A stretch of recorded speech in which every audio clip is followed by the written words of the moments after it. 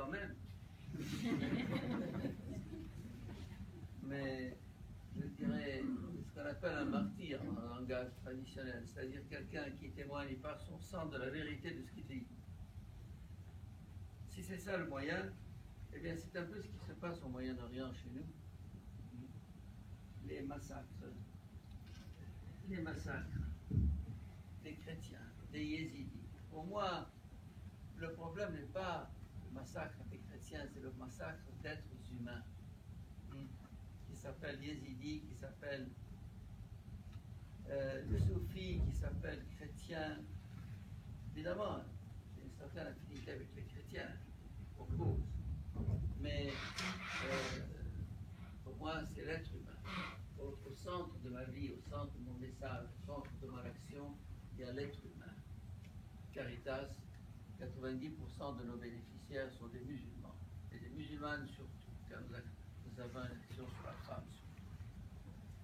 Et donc, mais c'est un fait actuellement que ce sont les chrétiens qui sont visés pour nettoyer la région de cette présence indésirable qui a, malgré des siècles, perduré chez nous, au Moyen-Orient, et qui n'a plus sa place. Alors, les chrétiens d'Irak ont passé de 2 millions à un demi-million, ils sont en baisse continuelle, ils sont massacrés tous les jours. En Syrie, c'est du même ordre. On parle de 200 000 morts. Et là, je me permets de faire une réflexion. Pourquoi est-ce qu'il y a eu une levée de bouclier avec 12 morts à Charlie Hebdo? Pourquoi la presse internationale s'est émue, s'est alarmée? Pourquoi cette tempête? Et pourquoi 200 000 morts, ça laisse indifférent? Pas tout à fait. Heureusement qu'il y a des associations en France, et j'étais hier soir dans l'une d'entre elles pour m'exprimer, qui prennent la défense de ces chrétiens d'Orient, oubliés, négligés. Alors,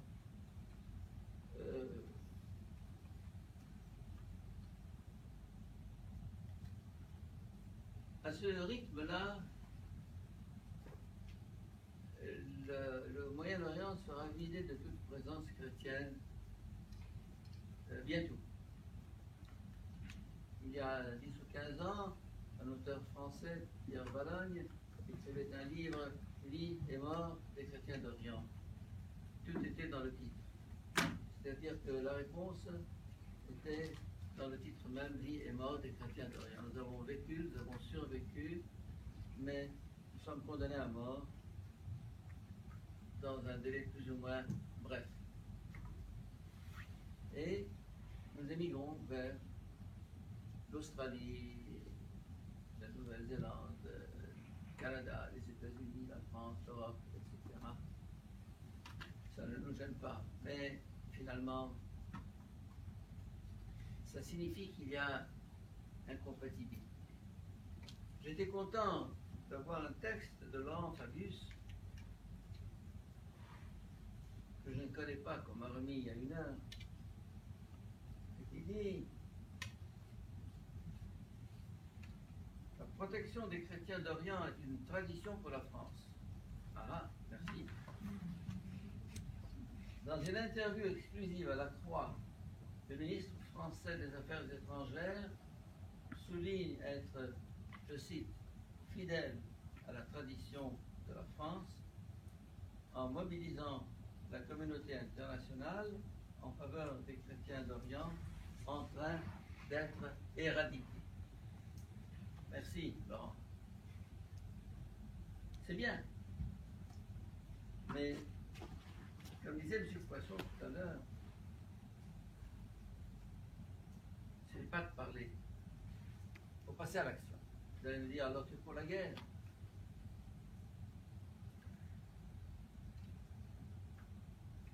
Je suis pour la vérité et la justice. C'est pas à moi à déclarer la guerre, ni à l'Église de faire la guerre comme elle l'a fait autrefois. C'est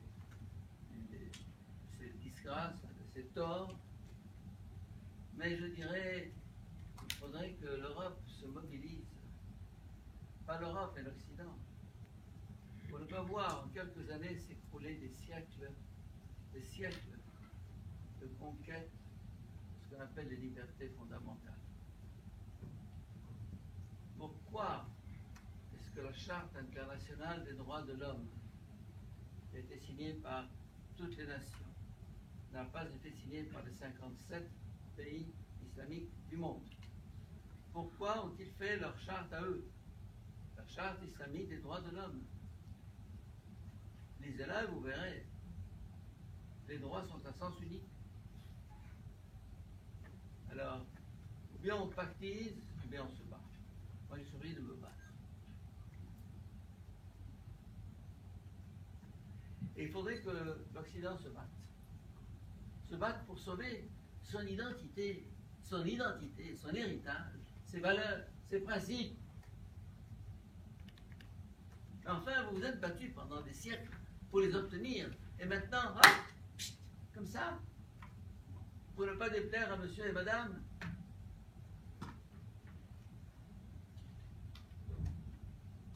Il faut bien dire qu'il y a derrière ça des intérêts économiques énormes. Et que finalement, peut-être que Daesh et les frères musulmans sont des poupées ou des marionnettes entre les mains de gros financiers.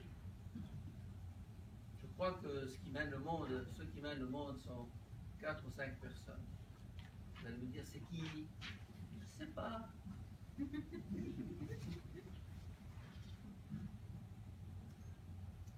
L'Afrique, la finance, l'économie, le pétrole, cette guerre du Moyen-Orient, une odeur de pétrole, de gaz naturel. Et il y a d'autres enjeux dont je préfère ne pas parler.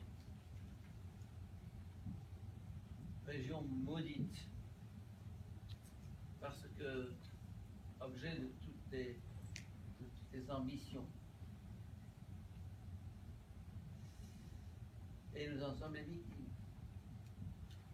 Mais quand je dis nous en sommes les victimes, je dis attention, car vous en serez bientôt les victimes. Et là encore, je faisais un discours, je ne sais plus où, je crois que c'est au Parlement européen, où je disais Orient, Occident, les mêmes défis, le même combat. Orient, Occident, les mêmes défis, le même combat. Ça veut dire que nous sommes tous embarqués dans la même galère. Et que ce qui se passe chez nous va se passer demain chez vous. Soyez-en sûrs, certains. Il n'y a pas de frontière à la Oumma. Et alors, le plan est déjà établi depuis des années, il est en train d'avancer lentement, dans le silence et l'obscurité. Et ceci me fait penser à une phrase de la Bible, je cite de mémoire, mais je ne sais plus exactement où est-ce qu'elle est, qui dit, lorsque les gens diront paix, sécurité, harmonie, hein, c'est alors que fondra sur eux le malheur. Oui, quand je vois Paris, boulevard Saint-Germain où j'étais hier, le Louvre, etc. S'ils ont détruit Palmyre et les statues, pourquoi pas le Louvre? Pourquoi pas tous vos musées, qui sont des énormités? Pas possible. Ces images. Bref, en d'autres termes, pour moi, ce n'est pas un combat pour le christianisme que je mène, c'est un combat pour la civilisation, tout court. Un combat pour l'homme, mon combat est pour l'homme. Et je combattrai. Et on cherche à me museler, à me bâillonner. Et je ne me tairai pas. devise, changer le monde. Quand je le dis, on me sourit. En se disant, quel orgueil, quelle prétention.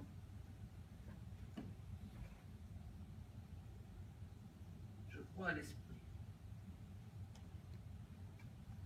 Je crois à la force de l'esprit. Je crois au triomphe du bien.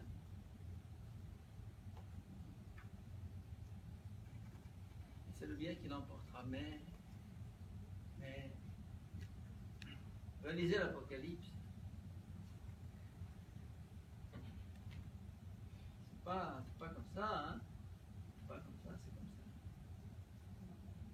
On est au bord de l'abîme, tout va s'écrouler, ça remonte. C'est l'histoire. Vous avez échappé au nazisme, au stalinisme. Ce qui vient est bien pire parce que c'est un fascisme à coloration religieuse, avec des fondements religieux. Un livre sacré, une parole révélée. Alors, c'est beaucoup plus difficile. Et comme disait l'autre, l'Europe, l'Occident, très vite sera musulman par le triple jeu de l'immigration. L'immigration. Alors, avec les beaux principes des droits de l'homme, on ouvre les portes, on ouvre les portes, on ouvre les portes, on ouvre les portes, on accueille, on accueille, on accueille. Vous allez me dire, c'est chrétien. Oui, mais attention. Chrétien n'est pas un imbécile. Jésus nous a dit, soyez prudents comme des serpents et simples comme des colombes. N'oubliez pas la première partie. Il y a ce qu'on appelle, et depuis des années je le dis, un seuil de tolérance. Un seuil de tolérance. Ça veut dire qu'à partir d'un certain moment, je ne peux plus accepter l'étranger, l'autre, sans perdre mon identité, ma liberté. J'accepte quelqu'un chez moi, à la maison. Il me dit j'ai faim. Je dis viens donc, sers-toi, j'ai sommeil. Prends donc cette chambre, prends donc ce lit. Le lendemain, je peux encore passer quelques jours chez vous. Vous êtes le bienvenu. Et puis quelques jours se prolongent. Et puis il me dit, ce micro, c'est pas là. Il faut le mettre là. Cette chaise, là. Ceci, là. On ne va pas déjeuner à midi, on va déjeuner 4 heures. Puis il dit, écoutez, monsieur, vous êtes le bienvenu chez moi. D'abord, provisoire. Et puis, ne m'imposez pas votre loi. Or, il proclame haut et fort que la charia sera la loi de l'Europe de demain.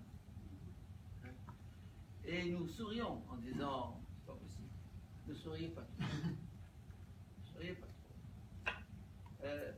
Soyons réalistes, soyons objectifs et voyons ce qui se passe. Sachons analyser au-delà des clichés, au-delà des nouvelles qui vous sont filtrées et données par les médias officiels.